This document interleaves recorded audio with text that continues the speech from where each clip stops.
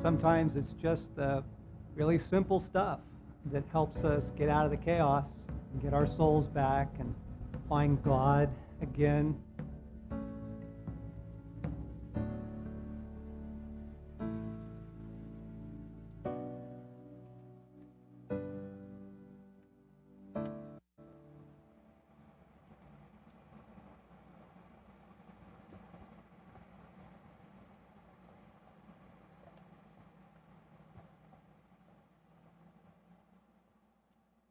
Welcome back, friends, to our final session together. And we're going to begin by practicing the pause, and we're going to use it for benevolent detachment. I just give everyone and everything to you, and we're going to use it for healing our union.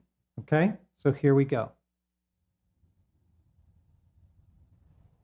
Jesus, I give everyone and everything to you.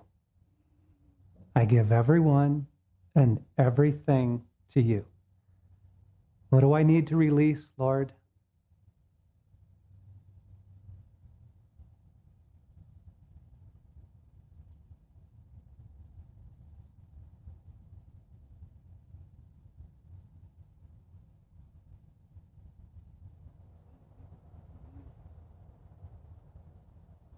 And Jesus, I pray that you would restore our union. Restore our union. Heal our union, Lord.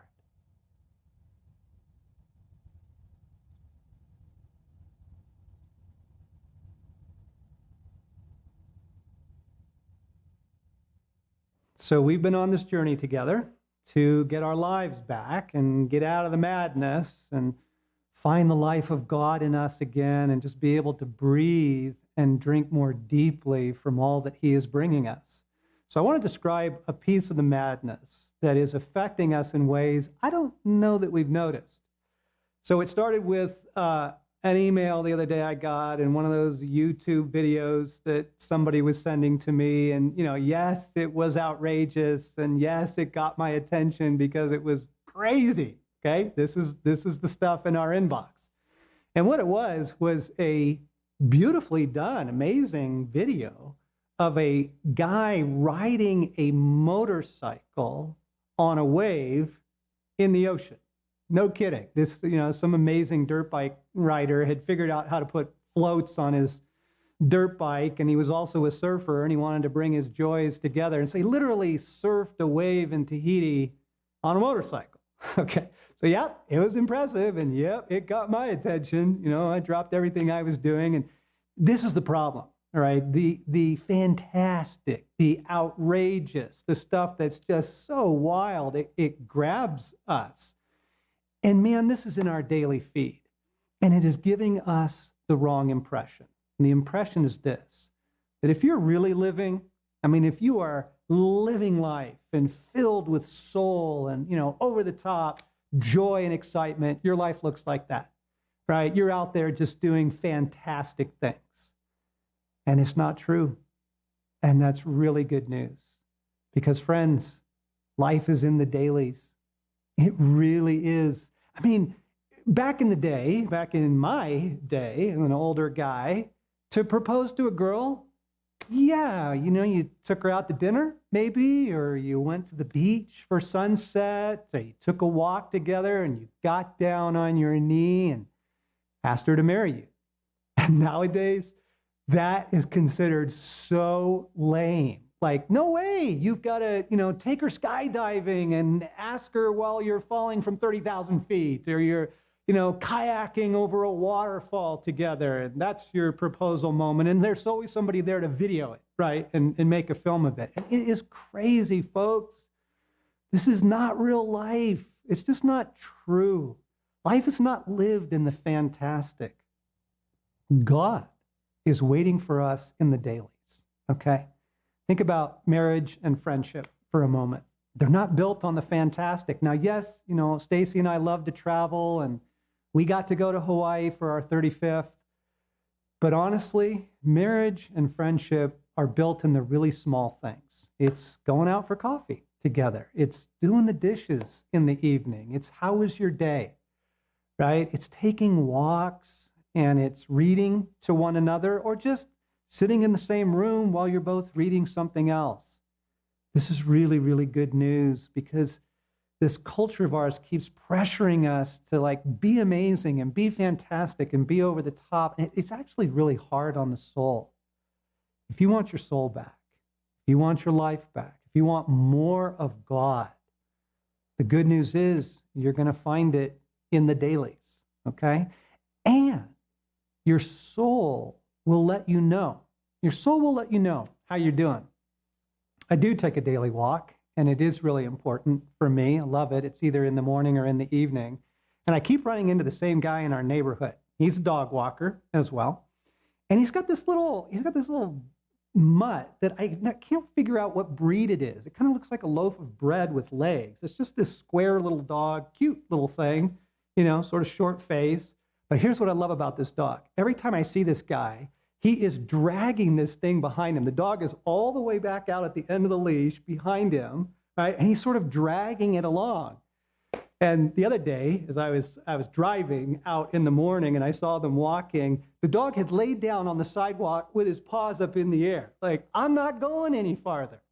And I laughed and I thought, that's my soul. That's me and my soul. That's me dragging my soul along at a pace it doesn't want to keep. And friends, just pay attention. Your soul will let you know how it's doing. Okay, so this is what I want to give you in our final session. I want to give you the idea of barometers, signposts, indicators, gauges to kind of tell how you're doing. You should have some in your life that when do you know you're not doing well? What are the barometers for that? I mentioned earlier that for me, it was discovering that when I was with my grandchildren, I was not present to them.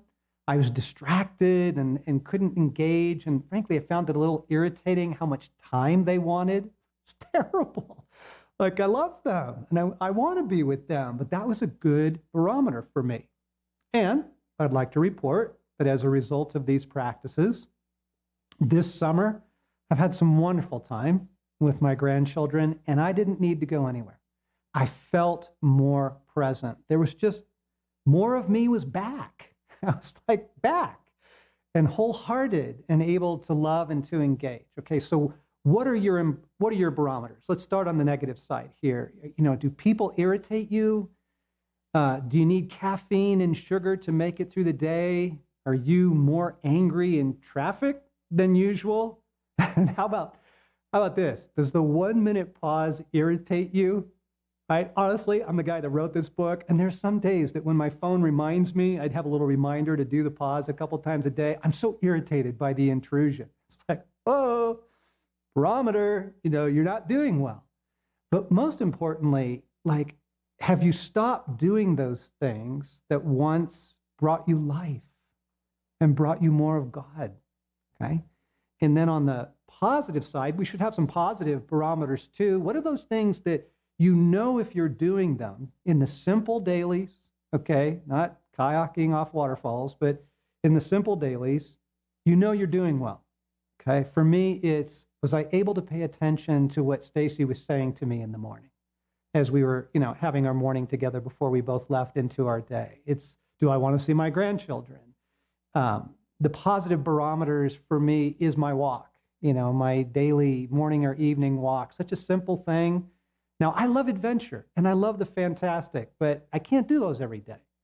The daily things, there's just some positive things. Do I have time for beauty? Have I made room for beauty in my life this week? Okay, so we're going to do a little exercise right now.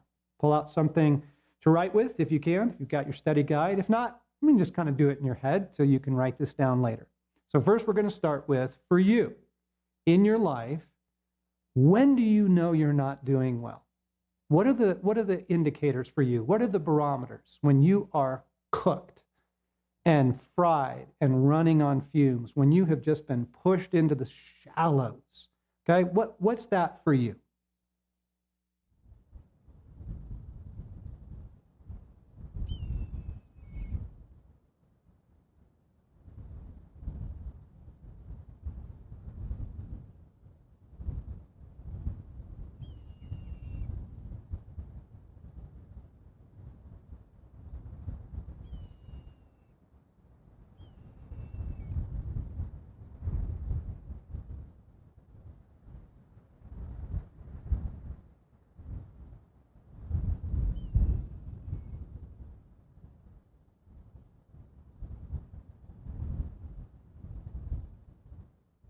Okay, now let's go to the positive side. And for you, and the things that you love, and the life that you love with God, what are the simple dailies, the simple weeklies for you that remind you, yep, I'm living well.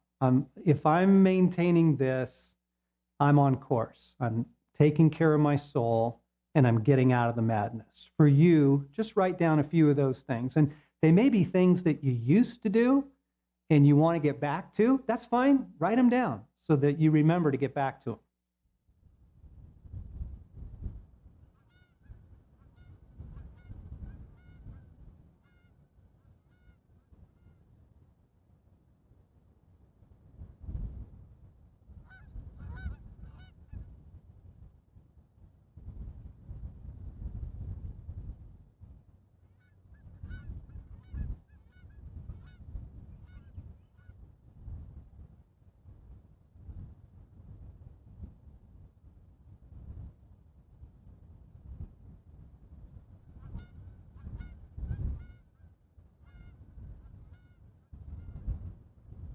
Here's the wonderful thing I love about barometers is that your soul will let you know. All right, the soul eventually will not cooperate. If the soul is neglected, if the soul is unattended, if you're not receiving union in life, if you're not getting some joy, your soul will let you know. Honestly, filming this series last night, I came home a little cooked. I was stressed. I was tired. There was a bunch of chaos in my personal life, and I just wanted relief. I didn't care about restoration. I just wanted relief. My soul's like, come on, let's just go watch some TV. So I did. I went downstairs. I knew what I was doing. I knew it wouldn't work, but I did it anyway. Went downstairs, tried to turn on some soccer, and it didn't work. It wasn't what my soul needed. It wasn't the nourishment for the moment. And so I turned it off, and Jesus said, just go outside. Just sit on the porch, 5 minutes. And so this is 9 p.m. Go outside, sit on the porch, and there's crickets, and there's the stars, and there's this beautiful, cool evening breeze coming down from the mountains. And it did not take long, to realize, yes, this is the God I love. This is who you are. This is who we are. I love saying that to him. This is who you are. This is who we are. This is what our life is. And I receive you again. I release everything to you. I pray for our union. So your soul will let you know. And you know what? If you look in the eyes of the people around you, their souls will let you know too how they're doing.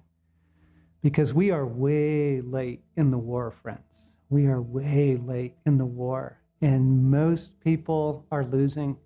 It's a long, slow war of attrition. You can just see the light going out of their eyes. They're so harried and haggard. They're completely distracted by media and the web and the chaos, and they don't have any time to take care of themselves. They have never taken a moment to pay attention to their neglected soul. There's no beauty. There's beauty coming to them, but they're not receiving beauty into their life, and they don't have any idea how to find union with God. Humanity is in bad shape. And I think in this moment, we can be kind of like the desert fathers and mothers. We can be this countercultural presence that's offering another way, right? This presence of, wait, like, you do what? You turn your phone off when you get home? I tried texting you last night. You didn't answer me until 9 o'clock this morning. You go, yeah, I get off all that in the evening. Whoa, what do you do? And you can kind of describe your life. I think we can live a life where people see that what they are aching for is actually available. They'll see the light in your eyes. They'll see the restoration that you're experiencing. And it's all in the dailies, friends. So here as we're winding up, I just want to give you a couple of encouragements. The world that we're living in right now requires a life that is saturated with God. It requires a soul that is well and strong and resilient. And you know the double bind. This world is never going to invite you there. This world is going to fight that and try and take that from you constantly. So we've got to make some choices. What will you do to get your life back? What will you do to live a sane life? Doesn't have to be amazing, doesn't have to be over the top. So here's my verse for you. I want to go to Paul, the Apostle Paul, for you in Philippians. Keep putting into practice all you learned and received from me, everything you heard from me and saw me doing, and then the God of peace will be with you. Philippians 4:9. What I love about that verse is the kindness of it. Paul is saying, just keep giving it a try. Just keep putting into practice the things that you've seen and heard are helpful for the soul and bring you more of God. And then the God of peace will be with you. There's a graciousness to it. He's not saying, get it right, get it perfect. God is nowhere in the pressure to be amazing. This isn't about being amazing, okay? This is about the dailies. So the things we've talked about and the things that you'll discover in the study guide and so much more in the book, just put those things into practice in the dailies, and God will be with you. I hope that this has been helpful to you. And if it has been, I hope you'll invite a few more folks into it, because there's a lot of hurting souls out there that need this. And there's more, lots more. Kept referring to the book through the series. If you haven't read it, hope you do. It'll really refresh your soul. And there's a whole bunch at our website at ransomedheart.com. Conferences we do, retreats for restoring the soul, podcasts, and more videos like this that we do to help you get your soul back and help you be strong in this world. May the God of peace be with you.